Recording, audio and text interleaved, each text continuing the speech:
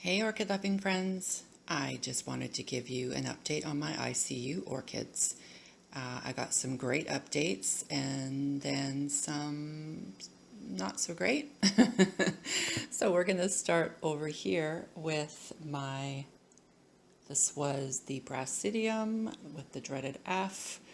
I believe I can confirm we no longer have any worries with this one whatsoever.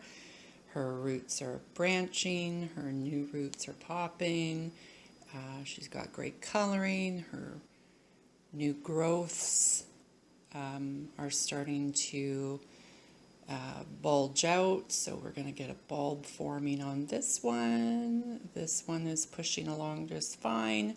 I think it's safe to say no longer ICU. That's a great update. And then this is the little guy that I cut from the middle. So this was the middle bulb. I'm going to leave this one in ICU because I'm not sure what's going to happen here, but that little growth on the side is pushing right along. And then on this side I saw one as well, which is kind of funny. There's one right there. But again, it only has the one root. The funny thing is too, the bottom of the bulb is fattening up. So that's a great sign too. So I see you for that one for sure. I'll keep you updated on that progress. This is Jaja, the rootless one. But not for much longer. She is doing phenomenally, pushing out new roots. The older ones didn't really do anything. They started to look like they might green up and reactivate, but they didn't actually do anything. But that's okay. She's getting new ones. And look at this. I don't know if you can see it. Let me come over here a little closer to this light.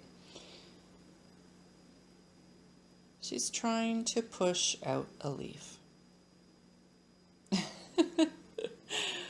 Yeah. So I don't believe I'm going to consider her an ICU orchid any longer. She gets to move over here. And then this is my Rhincostylus retusa number 2. So when I purchased the plant, 2 came in the pot. And this was the sickly yellow pale one. With the horrible roots that I slashed away until I came up with some viable ones. This is what we're left with, but look, we're getting lots of roots. So with her, what I do is I leave her in water one full day, I leave her out of water the next day, and vice versa, keep that cycle going. But I also am leaving this root in the back in water all the time. So she's doing well. Her color is fantastic. She has greened up. Let me bring her over here. She has greened up very, very well. Just waiting for those leaves to open up though. But she's doing great. She's doing great. So she's still in ICU though. And then this little gal. This is a sad story. So this little gal here is another phal that I picked up from that discount table. When I went back to the store 2 weeks later, there were some more on the table for $10. So of course I snatched her up. She was loaded with blooms, which are now looking quite sad. But, oh, she has got this terrible smell. Like, I don't know if you've experienced this, but her roots have a terrible, terrible smell. Yes, because they're all rotting. But as soon as I took her out of the pot, I could smell it. Yeah, it's strange. It's a chemical smell, like a horrible chemical smell. And I have smelled it before on a phal that I got, but it didn't stick around. So This one is, it's there and it's really, really strong. And now this is our root situation. So, yeah, not a good situation. So I'm going to end up cutting off these spikes, which is very sad. She's so pretty otherwise. I'm going to end up cutting off these spikes and nurse her along and see what ends up happening.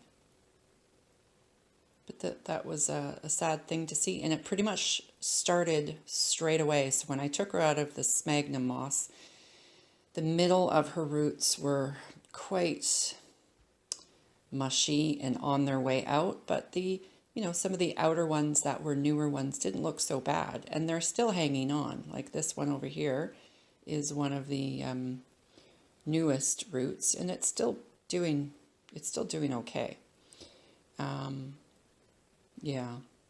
So I am cycling, obviously. So I do overnight. She has a nice big drink. So I leave her in water overnight. I leave her out fully the next day.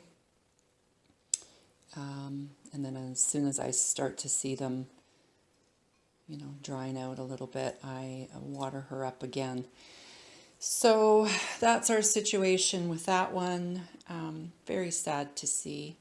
And I hate the thought of having to cut the flower spikes off, but we need to focus on other things like roots in order for her to survive. So, new ICU orchid. So that is it. Everyone else is doing phenomenally in my small collection. I don't have anybody else in ICU, so I'm very, very happy to say that.